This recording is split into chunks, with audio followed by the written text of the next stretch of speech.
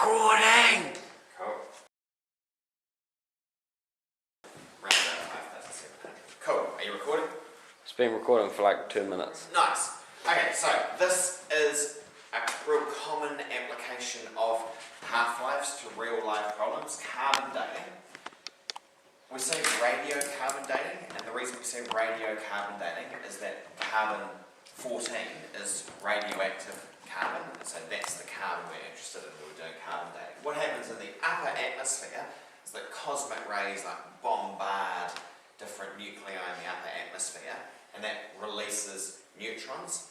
Our atmosphere is mostly made of nitrogen, and so the neutrons can, and sometimes do, collide with nitrogen, and that forms carbon-14, radioactive carbon, as well as a free proton. That carbon-14 then moves into the carbon cycle, and so everything that's alive has got carbon in it. We're all like carbon-based life forms, and so just by eating and breathing, we are participating in the carbon cycle, and that means that while we're alive, we've all got the same ratio of like radioactive carbon to non-radioactive carbon in our bodies, as every tree does, as every little bacteria does, like every living thing is going to have some of its carbons are going to be radioactive. And that's really useful because it's only while we're alive that we're participating in that carbon cycle. Once we die, we stop eating, so we're stopping ourselves from taking in fresh carbon-14, but the carbon-14 that is in our bodies starts to decay. It decays by beta minus emission, and it's got a half-life of 5,700 years. What's that carbon-14 going to decay into? Nitrogen. Yes. And so you can see there's kind of a cycle that's going on there. What happens is that the radioactive carbon in our bodies or in any living thing, once it's died, decays by beta emission back into nitrogen-14, goes back into the atmosphere, and potentially then gets bombarded once more up in the upper atmosphere by neutrons. Why is this useful for carbon dating? Because you can see how much carbon is neutral and nitrogen is that. Yeah, we look at how much radioactive carbon there is in our bodies, because if you have something that's made of carbon, probably very likely the only thing in there that's radioactive is going to be the carbon-14, and so we can put it by a Geiger counter and just measure how much radioactivity is coming out of it. And so if we put a Geiger counter next to our bodies and then next to something that's not organic, we're going to get a slightly higher count from our bodies because of that radioactive carbon.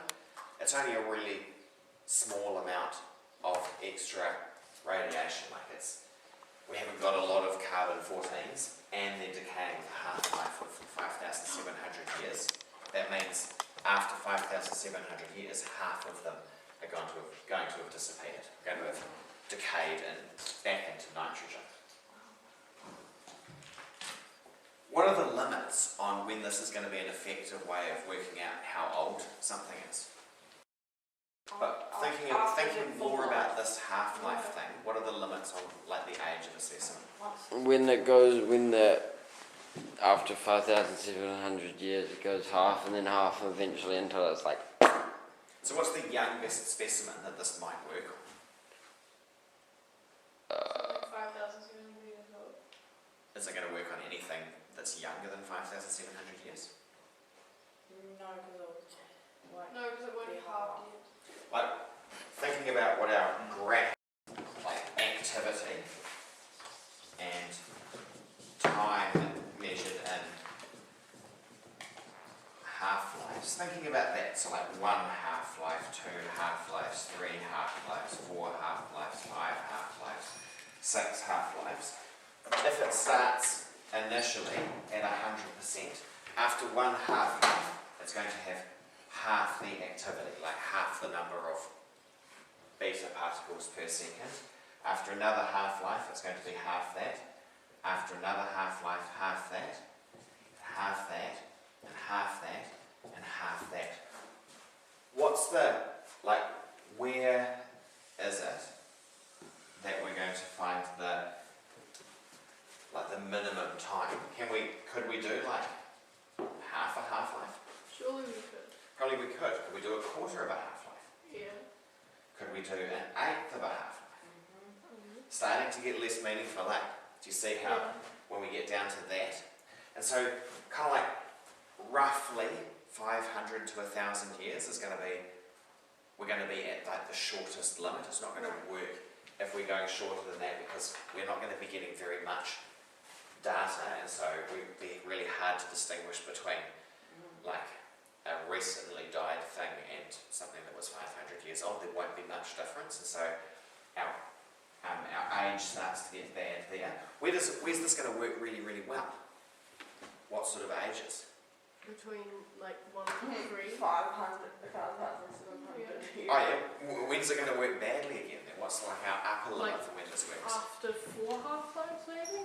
So after 4 half-lives, like 20,000 years, it's starting to get, like the difference from 4 to 5 to 6 to 7 to 8, it's getting pretty small. So there's an age of specimens that this technique's useful for, and then there's ages where it's too young to be useful or too old to be useful. If we're dating rocks, we do a similar process, but we do it with uranium dating instead of carbon dating. And then for younger things, we can use shorter-lived isotopes. But carbon dating is like the most common one that kind of works for the range of when things have died that we're kind of interested in. So I think from memory, it's something like 40,000 years approximately that it works up to. So something like about 8 half-lives, 7 or 8 half-lives, we can get a useful answer.